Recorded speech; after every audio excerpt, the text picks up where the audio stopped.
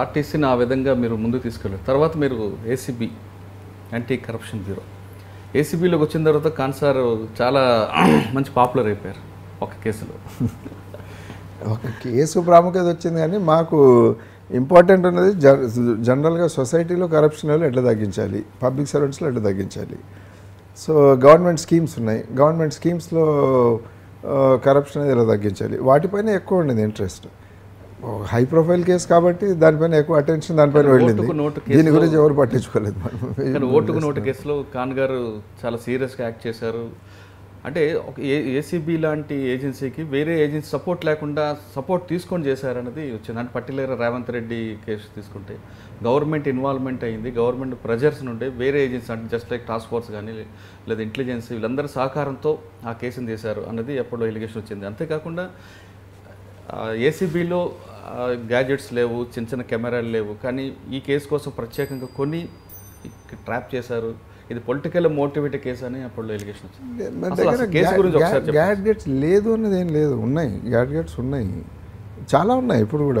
Case ఒకసారి ఇప్పుడు for example government servants ఉన్నారు, గవర్నమెంట్ సర్వెంట్స్ గురించి ముందు మేము రికార్డ్ చేస్తాం, వీడియో కూడా రికార్డ్ చేస్తాం. ఎట్లా చేస్తాం అది మా దగ్గర గ్యాడ్గెట్స్ లేకపోతే? అన్ని గ్యాడ్జెట్స్ ఒకేసారి ఆపరేషన్ చేస్తారు. ఉన్నాయి చాలా ఉన్నాయి గ్యాడ్గెట్స్. కంప్లైంట్ ఏం జరిగిందంటే ఒకసారి వచ్చిన బేసిక్ అలిగేషన్ ఏంటంటే ఇలా ఎమ్మెల్సీ ఎలక్షన్స్లో ఎమ్మెల్యేలు ఓట్లు వేయడం కోసం అలా ప్రలోభ పెట్టడం కోసం కరప్షన్ జరుగుతుంది అన్నది వచ్చింది. కంప్లైంట్ వచ్చిన మాట వాస్తవం. వచ్చిన తర్వాత కూడా ఇమ్మీడియట్గా కాకుండా ముందు దాన్ని వెరిఫై చేసుకుని దాని తర్వాత ఎలా డెవలప్ అయింది, ఏం వెళ్ళింది అన్నది దానికి ఎవరిపైనా కంట్రోల్ లేదు. అది వాస్తవాలు ఎట్లా వస్తున్నాయో దాని అనుగుణంగా రియాక్ట్ అవుతూ పోయాం. బట్ అల్టిమేట్లీ దాంట్లో జరిగిన ఇన్వెస్టిగేషన్ సక్రమంగా జరిగింది అని చెప్పడానికి నేను 2-3 evidences I can give you. Number 1, election commission. అవి ఎందుకంటే ఎమ్మెల్సీ ఎలక్షన్ జరుగుతుంది, election commission was involved. Election commission మొత్తం పంపించాం మెటీరియల్, బిగినింగ్లోనే ఫస్ట్ డేనే పంపించాం. పంపించిన తర్వాత అక్కడి నుంచి వచ్చిన లెటర్ కూడా వాళ్ళు కూడా వాళ్ళ లీగల్ సెల్లో అంతా చెక్ చేసుకున్నారు. చేసుకున్న తర్వాత they also felt that investigation is going on properly. They clearly said the investigating agency is requested to perceive the investigation and take it to the logical end అనే వచ్చింది రిప్లై. మేము continue చేసాం investigation. ACB కోర్టులో కూడా చాలాసార్లు arguments అయ్యాయి దీనిపైన. ACB court every time defended the ACB's investigation. హైకోర్టులో వెళ్ళింది, అక్కడేం అడ్వైస్ రాలేదు. సుప్రీంకోర్టులో కూడా ఉంది వ్యవహారం, ఎక్కడి నుంచి కూడా నథింగ్. కానీ కేసు ఇన్వెస్టిగేషన్ స్టార్టింగ్ నుంచి కూడా గవర్నమెంట్ నుంచి ప్రెజర్ ఉండడం వల్ల డిఫరెంట్ ఏజెన్స్ అంటే టాస్క్ ఫోర్స్ ఇన్వాల్వ్ అయింది, ఇంటెలిజెన్స్ కూడా ఇన్వాల్వ్ అయింది. అది ఇన్వాల్వ్ కావడం అంటే depends on when we want some other departments help we can take it. ఇప్పుడు అంటే ఈ కేసులోనే కాదు, చాలాసార్లు మేము ఇన్వెస్టిగేషన్ ఇప్పుడు మున్సిపల్ కార్పొరేషన్లో ఒక ఎంప్లాయీ పైన కేసు పెడతాము. We ask the help of that department, not only that, revenue department, registration department.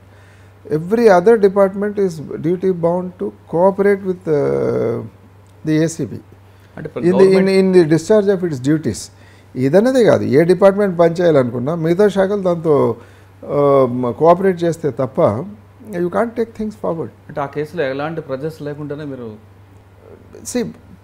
Investigation has been done based on the evidences available in a professional manner. Courts పైన pressures ఏం లేదు కదా. మరి courts all the 4 levels, election commission of India కావచ్చు, ACB court, high court, supreme court, none of them have said what ACB has done is wrong. Nobody has said.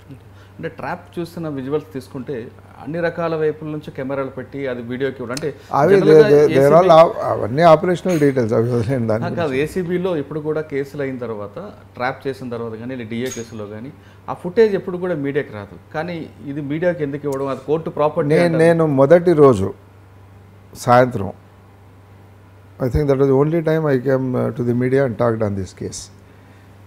That day I clearly said what is appearing in media, ACB has nothing to do with it. మీడియాకు వేరే మార్గాలు ఉండొచ్చు ఎట్లా వచ్చిందన్నది అది, but ACB has nothing to do. ACB is a professional agency, it did its investigation.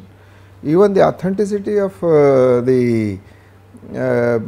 records that we had done, అప్పటికప్పుడే seal చేసాం వాటిని. Authenticity also is proved. కానీ బయటికి ఎలా ఏ విధంగా వచ్చిందండి I don't know. I don't know. We will do only our investigation. అంటే చంద్రబాబు నాయుడు గారు వాయిస్ రికార్డ్ చేయడం, అది కూడా బయటకు రావడం, ఈ రేవంత్ రెడ్డి ఇష్యూ రేవంత్ రెడ్డి ట్రాక్ చేయడం, ఇవన్నీ కూడా లీక్లు బయటకు రావడం అనేది పొలిటికల్ మోటివేట్ జరిగిందంటారు కదా. ఇన్వెస్టిగేషన్ ఏజెన్సీ ఏసీబీ అన్నదే కాదు, ఏసీబీ కావచ్చు, లేకపోతే పోలీస్ డిపార్ట్మెంట్ కావచ్చు, ఎన్ఐఏ కావచ్చు, ఏదైనా కావచ్చు, they know how to conduct investigation. So they employ method, partly intelligence methods ఉంటాయి, partly covert methods, partly open methods ఉంటాయి, but they are legally sanctified. మీరు చూస్తున్నారు ఐ డ్రీమ్ న్యూస్ని. మీరు చూస్తున్నది ఐ డ్రీమ్ న్యూస్. అంటే కళలని నిజం చేస్తూ ప్రజలకి నిజాలని కళల ద్వారా తీసుకొచ్చే ఐ డ్రీమ్కి మై బెస్ట్ విషెస్. మీరు చూస్తున్నది ఐ డ్రీమ్ న్యూస్. మీరు చూస్తున్నారు I dream channel. For more videos please subscribe I dream. మరిన్ని వీడియోల కోసం ఐ డ్రీమ్ని సబ్స్క్రైబ్ చేయండి. Please subscribe I dream. And I am very much satisfied with the way interview went on. Kindly subscribe to I Dream. For more videos, subscribe to I Dream. And loads of fun entertainment and content. Do watch